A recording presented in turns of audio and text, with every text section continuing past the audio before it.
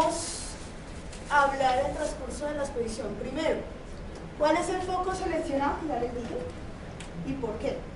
Segundo, propósito que se tiene con este trabajo. Tercero, pues el primer organizador, que es la estructura conceptual. Segundo organizador, que es sistemas de representación. Tercer organizador, que es la fenomenología. Y sigue relaciones entre esos organizadores. Foco seleccionado. Entonces, pues nosotros tuvimos en cuenta estas tres cosas. Primero, habíamos desde la estructura conceptual que hicimos primero hablado de la parte geométrica y una parte analítica. Segundo, ese fue el primero. Segundo, tuvimos en cuenta que la fecha de puesta en práctica de la unidad didáctica es el segundo periodo del primer semestre del otro año. Fue lo segundo que tuvimos en cuenta. Y otra cosa que tuvimos en cuenta es que, como que para lo analítico, desde nuestro punto de vista, se requiere mucho de lo geométrico. Entonces, convendría primero ver lo geométrico. Entonces, por todas estas tres cosas, decimos, ubiquémonos en razones trigonométricas, que es la parte geométrica de funciones trigonométricas. ¿Cuál es el propósito? Pues con este gráfico no se dice mucho, pero están los tres organizadores: estructura conceptual, sistemas de representación y fenomenología. La idea es cómo uno nos retroalimenta al otro, y si aprendemos un poquito más de razones trigonométricas para poderlo dar a entender a los muchachos y poder hacer un buen trabajo. Estructura conceptual, primero organizado. Entonces, tenemos razones trigonométricas. Lo organizamos desde 4 vértices, yo lo voy a decir así. 1, ángulos, otro circunferencia, otro triángulo, rectángulo y otros razones. Desde cada uno empezamos a identificar como unas membranas ahí. Entonces, empecemos primero. Razones trigonométricas. Con ángulos. ¿Qué tenemos en cuenta en ángulos? La medida, que lo podemos decir con radianes o con sexagesimal, donde mediante una discusión dijimos eso de grados, minutos y segundos como que casi no se está utilizando. Y en sí creo que tampoco lo vamos a utilizar porque no le vemos mucho. Medida. Tenemos que, por la medida podemos clasificar los ángulos en suplementarios o complementarios, o en agudos, obtusos, rectos, llanos. Aquí separamos obtuso y llano desde, o sea, depende de la definición que uno tome. Y también que hay unos ángulos notables que es más fácil construir unos triángulos que miden unas medidas determinadas. No es por nada más que creo que tiene ese nombre. ¿Qué más? Hay sentido, que es más un convenio, o sea, hacia dónde es positivo, hacia dónde es negativo. En esa parte nos va a relacionar hartísimo con la circunferencia, que es, bueno, sí. Circunferencia. Entonces, ¿qué vemos de circunferencia? Medidas de ángulos inscritos, que era algo que no teníamos en la estructura conceptual, pero sí entra por el teorema del seno, que ya les vamos a mostrar cómo es que entra ahí. Longitud de la circunferencia y todos unos elementos de los cuales tenemos que hablar. Entonces, arcos, radios, cuerdas, diámetro como una cuerda, tangentes, secante, cuadrantes, octantes, pero digamos que los más importantes vendrían a ser estos por el sentido. Y y la circunferencia unitaria, que vendría a ser como un énfasis que vamos a trabajar. Triángulo rectángulo. Entonces, ¿qué vamos a ver de triángulo rectángulo? Esas propiedades por los ángulos, que sería esta, de suma interna de 180, los elementos cateto y hipotenusa, donde vamos a ver teorema de Pitágoras relacionado estrictamente con el teorema de coseno. Semejanza de triángulos, que esto nos va a permitir, por el teorema de Tales, por la proporcionalidad, llegar a las razones básicas, seno, coseno y tan.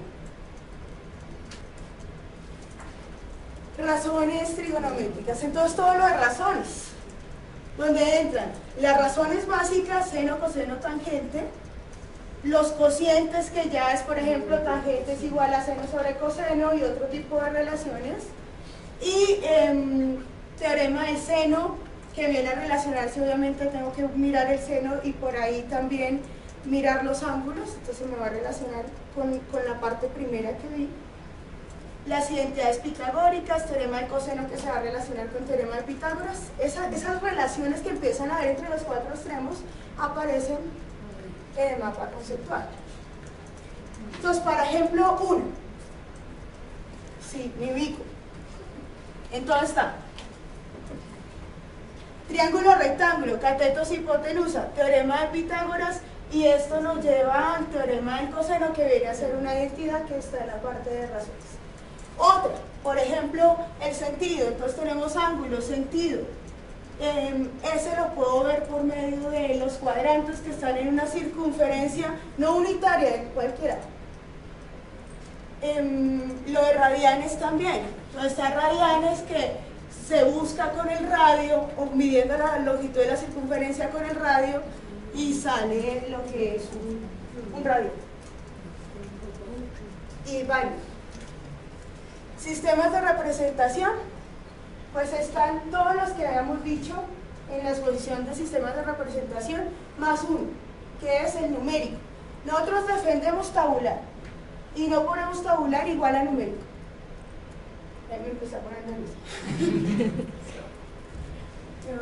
Relaciones entre sistemas de representación, esto no dice mucho, pero dice algo. ¿Por qué? Bueno, este es el esquema que vamos a seguir, que es parecido a lo que hicimos anteriormente. Vamos a mirar relación entre los simbólicos, simbólico-gráficos, pero para mostrar algunos ejemplos nada más. Entonces en Cabri puedo mirar una relación entre grados y radianes. Miren que es el mismo ángulo porque es un polígono regular, pero me lo están dando así y me lo están dando así. Entonces estoy obligada a ver una relación entre las representaciones. Esta es... ¿qué es esto? Esto es el teorema de la altura. ¿Listo? Donde está un triángulo rectángulo, trazo la altura, me doy cuenta que estos dos triángulos son rectángulos, además son semejantes, y establezco toda una relación, tanto en términos de segmentos, como está acá, como en términos de, pues, de la medida de esos segmentos. Y entonces aquí hay relaciones entre lo simbólico también, pero relaciones entre lo gráfico y lo simbólico. Este triangulito es este, que es para ver que A es H, lo que H, perdón, ¿esto qué letra es? Q, que Q es H, lo que H es A. Que me facilita. Teorema del seno. Entonces aquí me doy cuenta con esta demostración, primero, que necesito el teorema de ángulos inscritos, entonces por eso entro en estructura conceptual, y que la relación entre la medida de un lado con el seno del ángulo opuesto siempre es igual al doble radio. Con esta demostración. Entonces ahí es que dice, bueno, como siempre es igual al doble radio, pues todo ángulo relacionado con el seno de ese ángulo opuesto siempre es igual. No sé si lo dije bien, pero es bien. Bueno, lo mismo, aquí puedo hacer unas conversiones, entonces puedo decir A es seno de A como B es a seno de B, pero también puedo decir A es a B como seno de A es a seno de B. Relación entre los simbólicos. Esto es bien interesante desde nuestro punto de vista. Construcción de los estudiantes de triángulos obtusángulos, rectángulos, acutángulos para entrar al teorema de coseno, donde puede ver que en los rectángulos A al cuadrado más B al cuadrado es igual a C al cuadrado, pero en los acutángulos es mayor. O sea, la relación también se da, pero es mayor aquí, y en los obtusángulos es menor. Y aquí otro caso. Entonces, tabular gráfico y cómo aquí el estudiante pueda llegar a generalizar. Es decir, generalizar esto, ¿sí? Para poder llegar a que en el caso de acutángulo, aquí esto es mayor, sí, acutángulo se le tiene que quitar, y en el caso de obtusángulo se le tiene que sumar y hacer esta equivalencia con la clásica.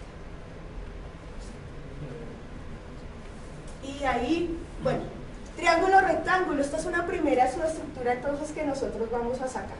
Bueno, esta en sí, pues ya la alimenté, pero es que aquí la estamos alimentando de varias partes de la estructura conceptual. Primer contexto. ¿Sigo? Pero 2 segundos. Bueno, aquí se identificaron 3 contextos. Rápidamente es resolución de triángulos rectángulos. Segundo, resolución de triángulos cualesquiera mediante teorema del seno. Y tercero, resolución de triángulos mediante el teorema del coseno. Entonces cada uno tiene su propia subestructura, qué relaciones hay aquí.